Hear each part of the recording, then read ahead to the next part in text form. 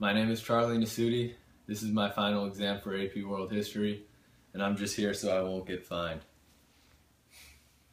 So what lessons has AP World History taught you? Well, I learned that AP World History is actually pretty similar to baseball.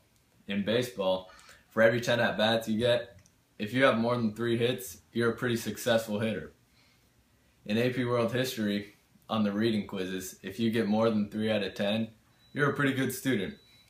I also learned that Ivan the Terrible was almost as terrible as the Chicago Bears last season, but not quite. Lastly, I learned that you don't always have to be prepared on the day of the test. That's what guys like Ed Paul are for. You can always count on him for having more than 400 Scantrons in his backpack. So how are you going to use these lessons moving forward in your life? Well, I plan on modeling my lifestyle after the Mongols. Basically be a badass and do whatever I want.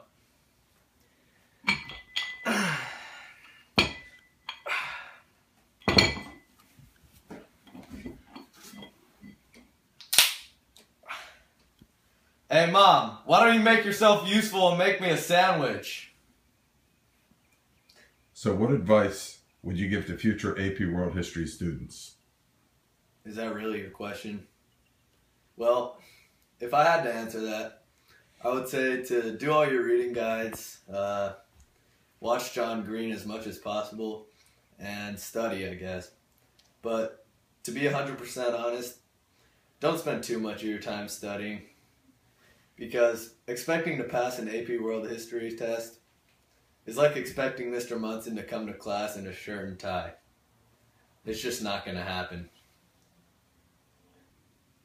Alright, Mr. Munson, all in all, I just want to thank you for all the sleepless nights and all the hours on the weekend where I was doing your reading guide, where I could have been hanging out with females. And my mom clutched up with the sandwich.